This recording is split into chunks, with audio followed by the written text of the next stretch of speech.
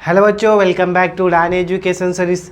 Hello बच्चों and parents, welcome back to Udaan education services. बच्चों, आपके जेई के एग्ज़ाम ओवर हो चुके हैं और सब बच्चे जेई के बाद आपको क्या करना है, यानी आपका एग्ज़ाम ओवर हो चुका है और 20 अप्रैल को आपका रिजल्ट आने वाला है। इसके बाद आपको काउंसलिंग फेज से गुजरना है। मल्टीपल काउंसलिंग में आपको पार्टिसिपेट करना है कॉलेज में एडमिशन लेने के लिए, चाहे वो जोसा हो, चाहे वो सीसैब हो, चाहे आपके स्टेट की काउंसलिंग हो, चाहे वो जैक दिल्ली हो या आपके स्टेट या किसी इंडिविजुअल कॉलेज लेवल की काउंसलिंग हो।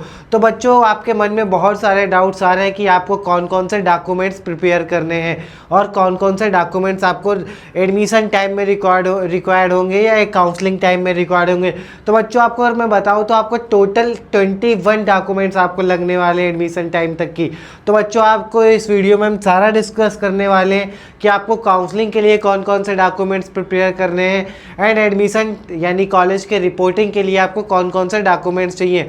तो बच्चों, वीडियो को बिना स्किप किए लास्ट तक की देखिएगा। इस वीडियो में आपके डॉक्यूमेंट से रिलेटेड कोई भी डाउट है तो इस वीडियो में आपके सारे डाउट्स खत्म होने वाले हैं। चाहे वो आप जोसा की काउंसलिंग में पार्टिसिपेट करिए और चाहे आप अपने स्टेट की काउंसलिंग में पार्टिसिपेट करिए या किसी इंडिविजुअल कॉलेज की काउंसलिंग में पार्टिसिपेट करिए, चाहे वो HBTU कानपुर हो, चाहे आपका ट्रिपल गोरखपुर हो या जैक दिल्ली हो, सभी काउंसलिंग के बारे में इस वीडियो में हम डिस्कस करने वाले हैं। किस काउंसलिंग में कौन से डॉक्यूमेंट्स लगेंगे और कॉमन डॉक्यूमेंट्स कौन से होंगे, कौन से डॉक्यूमेंट्स का आपको कॉलेज रिपोर्टिंग में लगने वाले। तो बच्चों, इस वीडियो में हम सारा डिस्कस करने वाले हैं।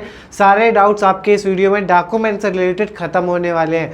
तो बच्चों, वीडियो को बिना देरी करे हुए स्टार्ट करते हैं। तो सबसे पहले बच्चों, आपका जेई का एग्ज़ाम ओवर हो चुका है। नेक्स्ट आपको क्या करना है? नेक्स्ट आपको आपके दोनों सेशन के कंप्लीट हो चुका है बच्चों एंड इसके बाद आपका ये रिज़ल्ट 20 अप्रैल को आने वाला है। एंड इसमें आप अगर बात करें जोसा काउंसलिंग, तो जोसा काउंसलिंग के थ्रू आपको IITs, NITs, triple ITs and GFTI मिलने वाली हैं। एंड जब आपका ये ऑप्शंस तब ओपन होंगे जब आपका रिजल्ट आ जाएगा जेई मेंस का, यानी 20 अप्रैल के बाद ये सभी काउंसलिंग ओपन होने वाली हैं। जोसा आपकी करीब आपको 2 जून को ओपन होगी जब आपका जेई एडवांस का रिजल्ट आ जाएगा। अगर स्टेट काउंसलिंग की बात करें, यानी कि AKTU हो या जैक दिल्ली हो, GGS IP हो, MST CT हो, WBJE हो या आपकी MPDT हो, रीप, ये सभी काउंसलिंग आपकी 20 अप्रैल के बाद ओपन होने लगेंगी। अगर हम लोग अदर ऑप्शंस की बात करें तो प्राइवेट कॉलेज हो या डायरेक्ट एडमिशन हो, ये सभी भी आपके 20 अप्रैल के बाद ओपन हो जाएंगे। तो और बात करें अगर आपको इसके बाद आपके कौन कौन से डॉक्यूमेंट्स आपको लगने वाले हैं बच्चों, अगर आपका कॉलेज किसी काउंसलिंग के थ्रू आपका अगर कॉलेज अलॉट हो जाता है, इसका मीनिंग ये नहीं होगा कि आपका कॉलेज एडमिशन कंफर्म हो गया। जब तक कि आपका कॉलेज में रिपोर्टिंग के टाइम आपके डॉक्यूमेंट्स वेरिफिकेशन सक्सेसफुली नहीं हो जाते, तब तक कि आपका किसी कॉलेज या किसी काउंसलिंग के थ्रू आपका एडमिशन कंप्लीट नहीं माना जाएगा। तो बच्चों, हम लोग देखते हैं अगर जेई शेड्यूल के बारे में, तो जैसा कि 9 अप्रैल को NTA ने सभी शिफ्ट वालों के क्वेश्चन पेपर रिलीज कर दिए थे एंड अगर 11 अप्रैल की बात करें यानी कल, तो आपकी आंसर की एंड रिस्पांस की रिलीज होने वाली है। एंड टेंटेटिव अगर बात करें तो आपको 20 अप्रैल को रिजल्ट भी आउट होने वाला है, जिसमें दोनों सेशन के जो भी बेस्ट स्कोर होगा उसके भी आप पे आपका रैंक बनने वाला है। एंड जिसमें इस वीडियो में बच्चों डिस्कस करने वाले documents required for engineering admission, यानी भी किसी भी काउंसलिंग से आप एडमिशन ले, चाहे वो सेंट्रल काउंसलिंग हो यानी जोसा प्लस सीसैप और चाहे आपकी स्टेट की काउंसलिंग हो। तो बच्चों, इस वीडियो में हम सारा कुछ डिस्कस करने वाले हैं। वीडियो को स्टार्ट करते हैं। तो सबसे पहले हम लोग देखेंगे आपकी जेई जर्नी के बारे में। तो सबसे पहले बच्चों, आपने जेई मेंस का एग्ज़ाम दिया सेशन 1 एंड सेशन 2। इसके बाद आपका 20 अप्रैल को इसका रिजल्ट आउट हो जाएगा, जिसमें आपका जेई मेंस का कट ऑफ आने वाला है। जो बच्चे जेई मेंस का कट ऑफ क्लियर करेंगे वो बच्चे अपने जेई एडवांस के लिए एलिजिबल होंगे और वो जेई एडवांस के लिए प्रिपरेशन करेंगे एंड जेई एडवांस का एग्ज़ाम देंगे। इसके बाद बच्चे जब जेई एडवांस का रिजल्ट एग्ज़ाम देंगे, इसके बाद जेई एडवांस का रिजल्ट आएगा, उसके बाद बच्चों आपकी स्टार्ट होगी जोसा काउंसलिंग। एडमिशन जो होगा आपका NIT, IIT, IIT and GFTI, इसमें आपको जोसा काउंसलिंग के थ्रू एडमिशन मिल रहा होगा। एंड जो जोसा काउंसलिंग के बाद सीट्स वैकेंट होंगी, चाहे वो NIT हो, IIT हो, GFTI हो, वो वैकेंट सीट आपकी CSAP के थ्रू फिल की जाएंगी। इसके बाद बात करें जैक दिल्ली हो गया, जैक चंडीगढ़ हो गया, GGS, IPU, AKTU, REAP, MPDT, MST, CT, WBJ, इन सभी काउंसलिंग के थ्रू आपको इन सभी काउंसलिंग में पार्टिसिपेट करना होगा अपने परसेंटाइल, अपने रैंक के अकॉर्डिंग। उसके थ्रू आपका बच्चों इस कॉलेज काउंसलिंग के थ्रू आपका अलॉटमेंट होगा, उसके बाद आपका एडमिशन मिलने वाला होगा। एडमिशन लेने से पहले यानी कि किसी काउंसलिंग में मान लीजिए आपने CSAP में या जोसा में पार्टिसिपेट किया, इसके थ्रू आपको कोई NIT या IIT अलॉट हुई, तो बच्चों इसके बाद आपको जब अलॉटमेंट हो जाएगा, इसके बाद आपको डॉक्यूमेंट्स प्रिपेयर यानी कि डॉक्यूमेंट्स वेरिफिकेशन कराना होगा कॉलेज में जाके, यानी कि कॉलेज में रिपोर्ट करना होगा। जब आप कॉलेज रिपोर्ट करेंगे वहाँ पर आपका डॉक्यूमेंट वेरिफिकेशन होगा। इसमें आपके मल्टीपल डॉक्यूमेंट्स लग रहे होंगे, वो आपके एकेडमिक्स के होंगे, आपके पर्सनल डॉक्यूमेंट्स होंगे, वो आपका आइडेंटिफिकेशन के डॉक्यूमेंट्स होंगे, वो आपके स्कूल के डॉक्यूमेंट्स होंगे, मल्टीपल्स होगा। टोटल कैंडिडेट बात करें, अगर आप किसी कैटेगरी से बिलोंग करते हैं तो टोटल 21 डॉक्यूमेंट्स आपको लगने वाले हैं। तो बच्चों हम लोग देखते हैं, अगर किसी भी तो देखेंगे हम लोग डॉक्यूमेंट्स वेरिफिकेशन के लिए टोटल कौन कौन से डॉक्यूमेंट्स बच्चों लगने वाले हैं, कौन कौन से डॉक्यूमेंट्स आपको प्रिपेयर करने वाले हैं, क्या डेडलाइन है, क्या इंपॉर्टेंट डेट्स है, क्या चीज़ें रहने वाली है। तो बच्चों वीडियो को कंटिन्यू करते हैं, और वीडियो अगर लेंदी लग रहा हो तो वीडियो की स्पीड बढ़ा के आप देख सकते हैं। तो सबसे पहले देखेंगे कोर डॉक्यूमेंट्स फॉर स्टूडेंट्स, यानी कि बच्चों के पास जरूर ये डॉक्यूमेंट्स होने चाहिए जो कोर डॉक्यूमेंट्स है। सबसे पहले देखेंगे ID प्रूफ, यानी कि आपका ID प्रूफ, आइडेंटिटी प्रूफ, जो कि आपका आधार कार्ड हो सकता है, पैन कार्ड हो सकता है, या आपके पास पासपोर्ट हो सकता है। ये आपका ID प्रूफ होगा जिसमें आपको यूज फॉर आइडेंटिटी वेरिफिकेशन, यानी कि अगर आप किसी काउंसलिंग या किसी काउंसलिंग में पार्टिसिपेट करते हैं या किसी कॉलेज में डॉक्यूमेंट्स वेरिफिकेशन होता है, तो आपको आइडेंटिफिकेशन के लिए आपको आधार कार्ड या पैन कार्ड या पासपोर्ट, ये डॉक्यूमेंट्स होने चाहिए, या आपके पास ड्राइविंग लाइसेंस होना चाहिए। अब आज बच्चों आगे डिस्कस करते हैं सेकेंड नंबर का डॉक्यूमेंट्स के बारे में, जो कि आपके क्लास 12 की मार्कशीट होनी चाहिए, यानी कि आपके पास क्लास 12 की मार्कशीट होनी चाहिए। वो डिजी लॉकर की भी कुछ कई जगह वैलिड होगी, बहुत सी ऐसी जगह होंगी जहाँ पे आपके डिजी लॉकर की मार्कशीट वैलिड नहीं होगी, जो कि आपकी प्रिंट आउट मार्कशीट होगी, ओरिजिनल मार्कशीट वही वैलिड मानी जाएगी। और ये मार्कशीट जो आपकी 10th की मार्कशीट होगी, उसकी आपको दो से तीन कॉपी आपको फोटो कॉपी करा के रख लेनी है।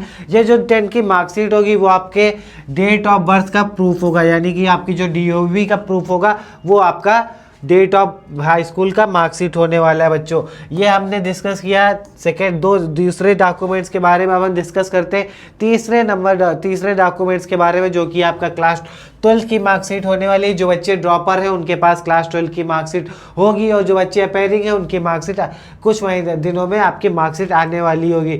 तो बच्चों अगर बात करें इसके भी आपको 2 से 3 फोटोकॉपी आपको कर लेनी है। जब आप कॉलेज में रिपोर्टिंग करने जाएंगे तब आपके पास 10+2 यानी हाई स्कूल एंड इंटरमीडिएट की दोनों मार्कशीट आपके पास होनी चाहिए। एंड अब बच्चों ये आपके पास ओरिजिनल मार्कशीट होनी चाहिए। अगर आप काउंसलिंग में पार्टिसिपेट करते हैं तो आपका डिजी लॉकर वाली भी आपकी मार्कशीट वैलिड होगी।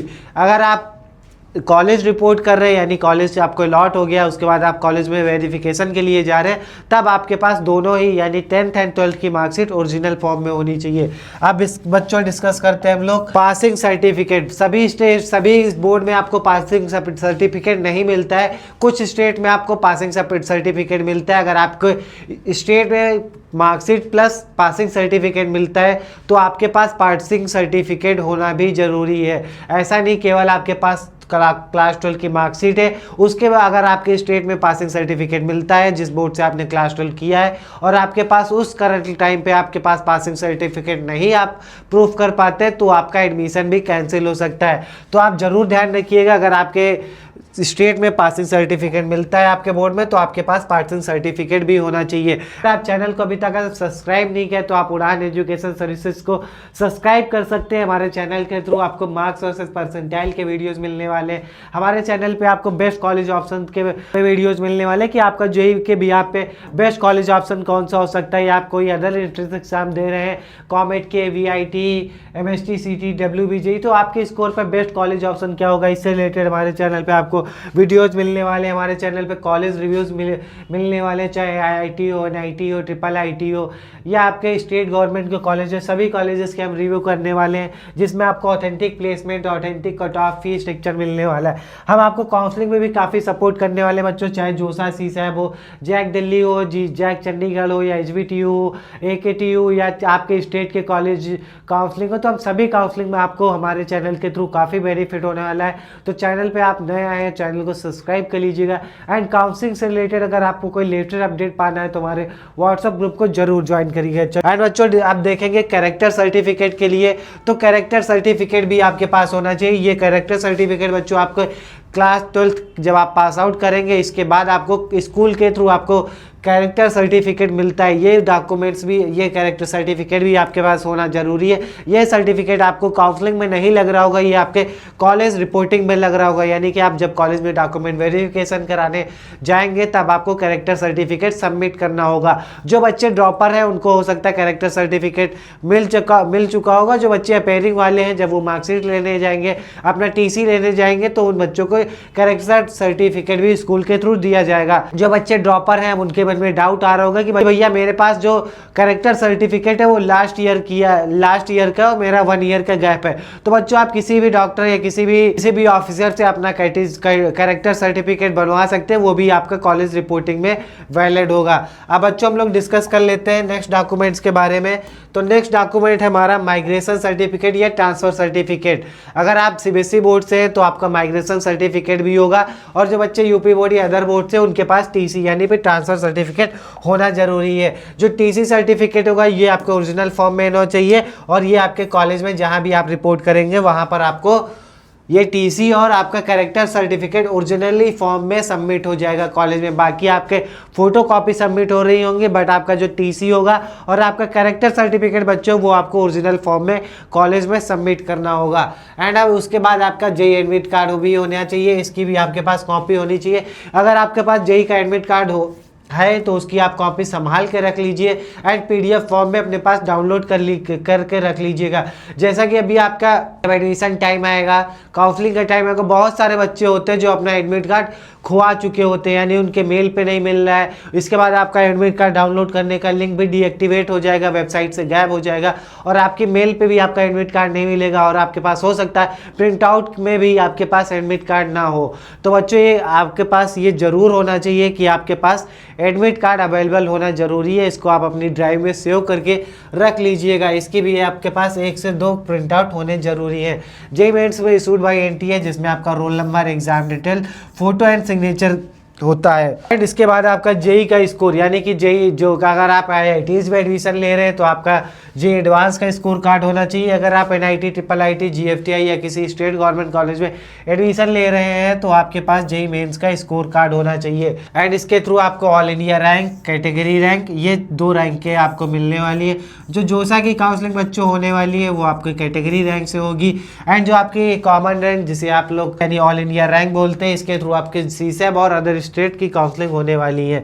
तो बच्चों आपके पास JEE का admit card and score card भी होना चाहिए। ये आपके कोर्स डॉक्यूमेंट्स हैं। एंड अब बच्चों डिस्कस करते हैं मेडिकल सर्टिफिकेट। तो बच्चों आपको मेडिकल सर्टिफिकेट काउंसलिंग में रिक्वायर्ड नहीं होगा।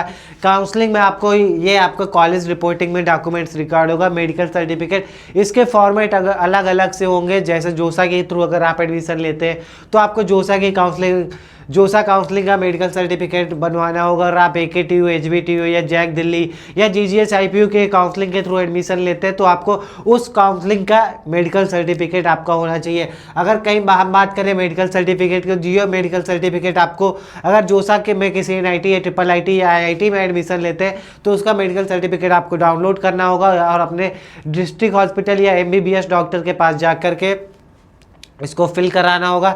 उनसे स्टैम्प लगवाना होगा, जिसमें उनका जो रजिस्ट्रेशन नंबर है उनके स्टैम्प पे जरूर मेंशन होना चाहिए। MBBS डॉक्टर का स्टैम्प एंड सिग्नेचर होना जरूरी होगा। वहीं बात करें AKTU या HBTU या IIIT के, तो आपको किसी भी डिस्ट्रिक्ट हॉस्पिटल से ये मेडिकल सर्टिफिकेट बनाना होगा, जहाँ से CMO यानी कि मेडिकल चीफ ऑफिसर जहाँ पर बैठते होगा वहीं से आपका मेडिकल सर्टिफिकेट बनेगा। अगर आप UP से बिलोंग करते हैं, अगर आप किसी जोसा में लगा रहे हैं तो आपको किसी MBBS डॉक्टर से ये मेडिकल सर्टिफिकेट बनाना होगा। और ये बात जरूर ध्यान रखिएगा, किसी भी प्राइवेट हॉस्पिटल का मेडिकल सर्टिफिकेट वैलिड नहीं होगा, वो आपको किसी डिस्ट्रिक्ट हॉस्पिटल या गवर्नमेंट हॉस्पिटल से बनवाना होगा।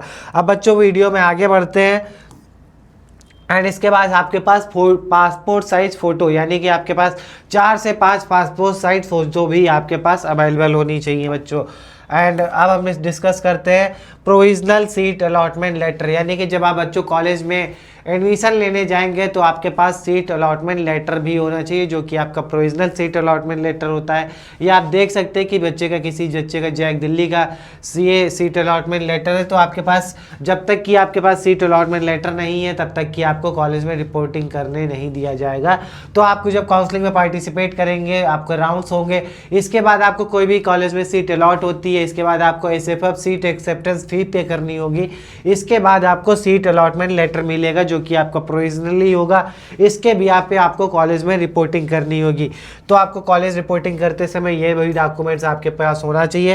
एंड आपके पास सीट एक्सेप्टेंस फी रिसिप्ट भी आपके पास होनी चाहिए, यानी कि मान लीजिए आपको जोसा में सीट अलॉट हुई एंड इसके बाद आपको सीट, यानी कि आपको जो सीट मिली हुई है NIT या IIIT में, उसको सीट आपने एक्सेप्ट करी, तो उसके लिए आपको फ़ीस पे करनी होगी बच्चों, करीब 30,000 जो आप 30,000 रुपये पे कर रहे हैं उसकी आपको फ़ीस रिसिप्ट मिलेगी। उस फीस रिसिप्ट को आपको डाउनलोड करके रख लेना है। जब आप रिपोर्टिंग करते जब समझ जाएंगे वहाँ पर ये 30,000 यानी कि SAF की जो रिसिप्ट होगी वो आपसे डिमांड की जाएगी, आपसे मांगी जाएगी, तभी आप रिपोर्ट कर पाएंगे। तो ये चीज़ें बच्चों आपको कॉमन डॉक्यूमेंट्स थे जो बच्चे के पास काउंसलिंग से लेके रिपोर्टिंग के बीच में होने चाहिए। अब हम डिस्कस कर लेते हैं कैटेगरी बेस्ड डॉक्यूमेंट्स, यानी कि आप किसी कैटेगरी से बिलोंग करते हैं तो आपके पास कौन कौन से डॉक्यूमेंट्स होने चाहिए। अब बात करते हैं कास्ट सर्टिफिकेट। अगर आप SC ST OBC EWS category से बिलोंग करते हैं तो आपके पास कास्ट सर्टिफिकेट होना चाहिए, जो कि 1 अप्रैल के बाद का होना चाहिए। यानी आपका जो अभी काउंसलिंग में जो बच्चों आपके कास्ट सर्टिफिकेट लगेगा वो 1 अप्रैल के बाद का होना चाहिए। एंड चाहे अगर आप जोसा या CSAP की काउंसलिंग के थ्रू एडमिशन लेते हैं तो आपके पास सेंट्रल गवर्नमेंट का कास्ट सर्टिफिकेट होना चाहिए। अगर आप स्टेट गवर्नमेंट के थ्रू एडमिशन लेते हैं तो आपके पास अपनी स्टेट गवर्नमेंट का OBC या जो भी कास्ट सर्टिफिकेट है वो आपके पास होना चाहिए। एंड बच्चों अगर आप बात करें हम लोग SC ST, यानी कि अगर आप SC ST से बिलोंग करते हैं तो आपके पास 1 अप्रैल से पुराना भी सर्टिफिकेट है कैटेगरी का, तो वो भी वैलिड होगा। ये केवल OBC EWS कैंडिडेट्स के लिए एलिजिबल होगा कि उनके पास 1 अप्रैल के बाद का सर्टिफिकेट होना चाहिए।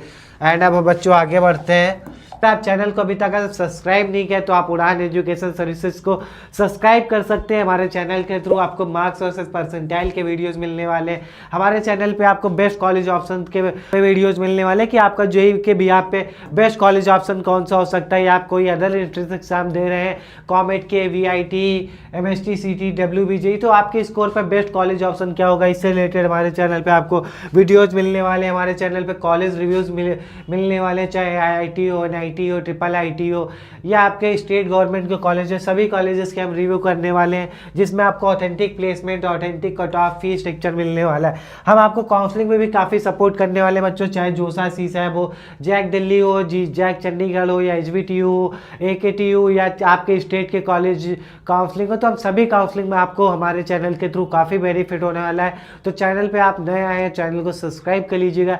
एंड काउंसलिंग से रिलेटेड अगर आपको कोई लेटेस्ट अपडेट पाना है तो हमारे व्हाट्सएप ग्रुप को जरूर ज्वाइन करिएगा। तो आगे बढ़ते हैं। तो आपके पास जो बच्चे PW कैंडिडेट्स हैं तो उनके पास PWD सर्टिफिकेट होना चाहिए। एंड इसके बाद हम बात करें EWS के सर्टिफिकेट, तो जिन बच्चों की EWS कैटेगरी है उनके पास EWS सर्टिफिकेट बच्चों होना चाहिए। एंड डोमिसाइल सर्टिफिकेट, अगर आपके होम स्टेट में डोमिसाइल सर्टिफिकेट वैलिड है, जैसे कि अगर मैं UP की बात करें तो अगर आप HBTU या MMT या AKTU की काउंसलिंग में पार्टिसिपेट करते हैं तो बच्चों आपको अपना डोमिसाइल सर्टिफिकेट भी बनवा के रखना। अगर आपके पास निवास प्रमाण पत्र नहीं है तो आपको होम स्टेट का कोटा नहीं मिलेगा। तो बच्चों अपना डोमिसाइल सर्टिफिकेट बनवा के रखिएगा। जोसा प्लस CSAP या जैक दिल्ली या GGS IPO, इन काउंसलिंग में आपको कोई भी डोमिसाइल सर्टिफिकेट नहीं बनवाना है। इसमें केवल जो आपका होम स्टेट या अदर स्टेट का कोटा होता है, उस जहाँ से आपने क्लास 12 पास किया है वहीं का आपका होम स्टेट माना जाएगा। तो इन 3 काउंसलिंग को याद कर रखिएगा। जोसा, जैक दिल्ली, GGSIPU। अगर आप इन काउंसलिंग में पार्टिसिपेट कर रहे हैं तो आपको डोमिसाइल सर्टिफिकेट की रिक्वायरमेंट नहीं है। अगर आपके यूपी में पार्टिसिपेट कर रहे हैं और ये वीडियो आप अगर यूपी से देख रहे हैं तो बच्चों आपके पास डोमिसाइल सर्टिफिकेट होना जरूरी है। बच्चों अगर आप चैनल पे नए आए हैं तो चैनल को सब्सक्राइब कर लीजिएगा। ऐसे ही इन्फॉर्मेटिव वीडियोस देखने के लिए हमारे चैनल पे आपको ऑथेंटिक मार्क्स वर्सेस परसेंटाइल के videos, college reviews and counselling से रिलेटेड हमारे चैनल पे आपको कंटेंट मिलने वाला है। तो बच्चों जैसे कि अभी आप एग्जाम फेज से गुजर रहे हैं, 20 अप्रैल को आपका जेईई का रिजल्ट आ जाएगा। इसके बाद आपको काउंसलिंग फेज में आना है तो हमारे चैनल पे आपको सभी काउंसलिंग से रिलेटेड वीडियोस मिलने वाले हैं। Best college option as per your score, आपको आपके रैंक पे बेस्ट कॉलेज ऑप्शन कौन सा होगा, हमारे चैनल पे इस टॉपिक पे वीडियोस मिलने वाले हैं। तो बच्चों चैनल को सब्सक्राइब कर लीजिएगा। एंड अगर आपको काउंसलिंग से रिलेटेड या कोई भी लेटेस्ट अपडेट पाना चाहते हैं इंजीनियरिंग से रिलेटेड तो हमारे व्हाट्सअप ग्रुप को भी ज्वाइन कर सकते हैं, जिसका लिंक हमारे डिस्क्रिप्शन में है।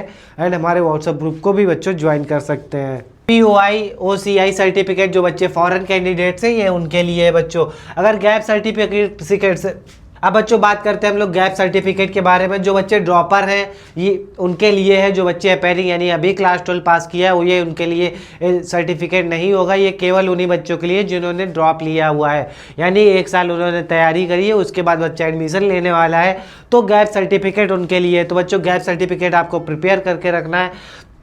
ये गैप सर्टिफिकेट आपका एक एफिडेविट होगा जो आपके नियर बाई कचहरी, RTO ऑफिस या कोर्ट के पास आपको जो एफिडेविट बनता है स्टैम्प पेपर 50 या 100 रुपए के स्टैम्प पेपर में आपको मेंशन कराना होगा कि आपने जो 1 साल में का आपका जो गैप रहा है इसके अंतराल में आपने इंजीनियरिंग या एंट्रेंस एग्जाम की आपने प्रिपरेशन करी है, इसके अंतराल में आपने किसी भी स्कूल, किसी भी कॉलेज या यूनिवर्सिटी में एडमिशन नहीं लिया। यही जो बेसिक डिटेल्स होगी अपने एफिडेविट में आपको मेंशन कराना है। अब बच्चों हम आगे बढ़ते हैं। टॉप 20 परसेंटाइल सर्टिफिकेट, अगर आपके क्लास 12 में 75% नहीं है तो आप जोसा प्लस CCI में पार्टिसिपेट नहीं कर सकते। बट आप अपने स्टेट में टॉप 20 परसेंटाइल में आ रहे हैं अपने बोर्ड से तो आपको एक सर्टिफिकेट ये जोसा की वेबसाइट पे आपको मिल जाएगा। इसको फिल करना होगा एंड जोसा में रजिस्ट्रेशन करते समय इसको अपलोड करना होगा तो आप अपने टॉप 20 परसेंटाइल को क्लेम कर सकते हैं कि आप अपने स्टेट में टॉप 20 परसेंटाइल में आ रहे हैं। बच्चों हम डिस्कस कर लेते हैं एडिशनल डॉक्यूमेंट्स के बारे में। तो आपके पास एक बैंक पासबुक होनी चाहिए। अगर स्टूडेंट है, अगर उसके पास बैंक अकाउंट है तो एक उसके लिए हो सकता है कि बच्चे अपना बैंक अकाउंट लगा सकता है। अदरवाइज पेरेंट्स या मदर या किसी भी का बैंक का अकाउंट की डिटेल्स आप लगा सकते हैं। ये इसलिए होगा जैसे कि मान लीजिए आप किसी काउंसलिंग में पार्टिसिपेट करते हैं, वहाँ पे आप सीट एक्सेप्टेंस फीस पे करते हैं, उसके बाद आप उस काउंसलिंग के थ्रू एडमिशन नहीं लेते हैं, अपनी सीट कैंसिल करवाते हैं तो उसके जो आप सीट एक्सेप्टेंस फीस पे करेंगे तो जो आप बैंक डिटेल लगाएंगे उसके थ्रू आपका रिफंड उस अकाउंट में आ रहा होगा। उसके लिए आपके पास कैंसल चेक होनी चाहिए, आपके पास फर्स्ट पेज की कॉपी होनी चाहिए अपने पासबुक की। तो ये कुछ डॉक्यूमेंट्स हैं जो बच्चों आपको बहुत ज़रूरी हैं। ये डॉक्यूमेंट्स आपके पास होने चाहिए। अगर कोई भी इन डॉक्यूमेंट्स से बच्चों इन डॉक्यूमेंट्स में कोई भी आपको डाउट लग रहा है तो हमारे दिए गए नंबर्स पे आप संपर्क कर सकते हैं। जो भी आपकी डाउट और क्वेरी है फ्री ऑफ कॉस्ट हमारे थ्रू आपको सॉल्व की जाएगी। एंड अगर कोई भी डॉक्यूमेंट्स आपका बच्चों रॉन्ग होता है या गलत फॉर्मेट में होता है तो आपका एडमिशन बच्चों कैंसिल किया जा सकता है। अगर आप OBC EWS एक्सपायर्ड सर्टिफिकेट लगा देते हैं, हो सकता है वो रजिस्ट्रेशन के टाइम आपको डिस्पेंसी ना आए बट आपको जब कॉलेज में रिपोर्टिंग करने जाएंगे तब आपकी बच्चों सीट कैंसिल कर दी जाएगी। मिसमैच यानी कि अगर आपके नाम में या पेरेंट्स के नाम में कोई भी मिसमैच है तो उसको अभी आप सही करा लीजिए, आप अदरवाइज आपकी भी सीट कैंसिल हो सकती है। मिसिंग ओरिजिनल्स, जब भी आप कॉलेज रिपोर्टिंग करते जाएं तो आपके पास फोटोकॉपी भी होनी चाहिए, उसका ओरिजिनल डॉक्यूमेंट्स भी आपके पास होना चाहिए। हो सकता है आपको ओरिजिनल डॉक्यूमेंट्स देना हो, उसके थ्रू आपका वेरिफिकेशन हो तो आपके पास फोटोकॉपी भी होना जरूरी है और ओरिजिनल डॉक्यूमेंट्स भी होने चाहिए। ठीक है बच्चों, तो ये आपके लिए इंपॉर्टेंट डॉक्यूमेंट्स हैं जो आपको रिपोर्टिंग, काउंसलिंग और कॉलेज रिपोर्टिंग के लिए प्रिपेयर करके रखना है। एंड ये वीडियो अगर आपको अच्छा लगा हो तो लाइक करिएगा एंड चैनल पे नए आए हैं तो सब्सक्राइब कर लीजिएगा। Thank you for watching.